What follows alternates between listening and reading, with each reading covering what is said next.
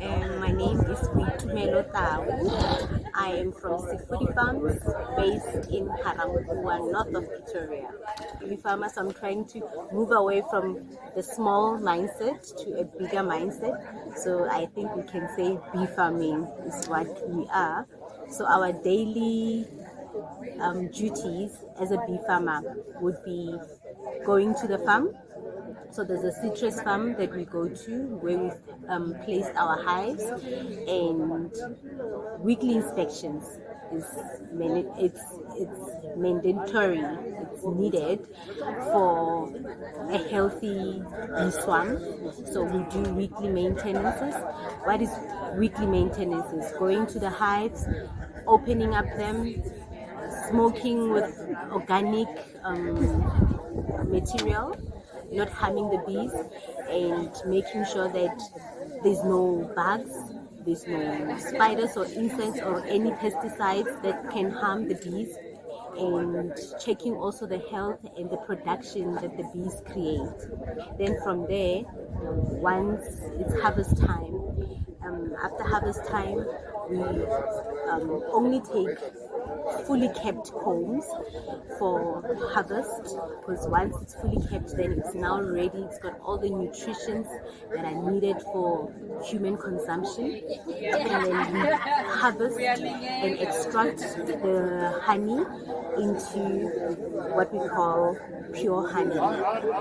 So it's a process. It needs patience, catching the bees,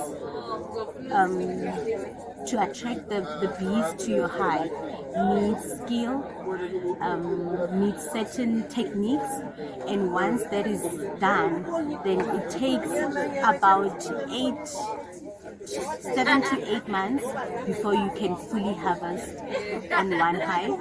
If it's a new hive, you can maybe get them at 20 kg per hive, per box.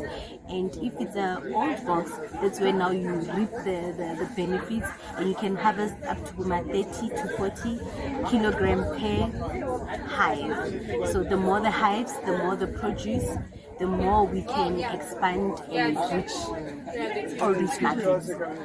It's a two-way thing. So it's either you can move the bees from one area to the next within the region that it's allowed, and the bees will continue its process, will continue producing the honey, or you can start it from scratch. You can just take an empty beehive and take it to a certain area where you see that the bees will have enough nectar to pollinate and to create the honey. And from there, that's where now the patience needs and the techniques are needed for you to lure the bees to that hive. Bees are slim. It might be just by God's grace when there's a swarm there, because firstly it's winter, and winter the bees, they don't want to be disturbed, and secondly, if it's a dry land, they won't be attracted to that environment because of there's no food for them, there's no pollen, there's no nectar for them to sustain. So chances are very slim. You need a fertile land where there's enough crop, enough nectar, enough flowers, and so that they can create a good yield of honey. So I've started the business in 2021.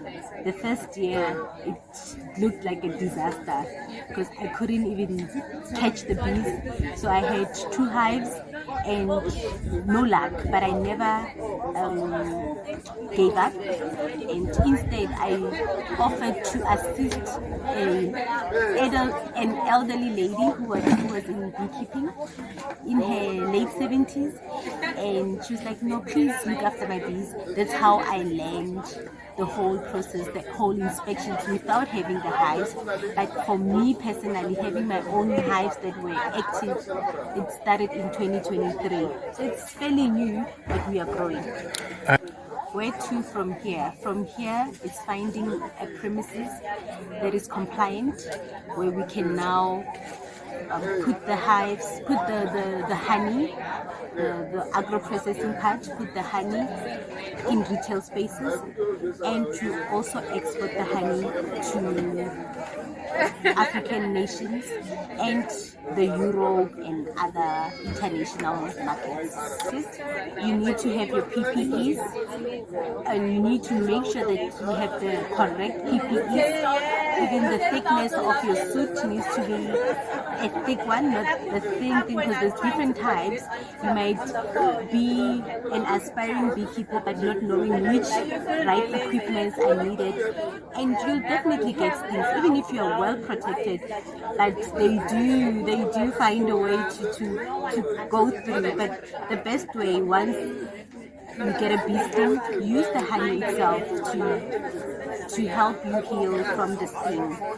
The government is trying, definitely. I'm still new in the market. I can see from those that have been in the market that yes, there is possibility for growth, and also as newbies, we also have the opportunity to grow within our own department. So there is room for growth, and definitely the department is doing something.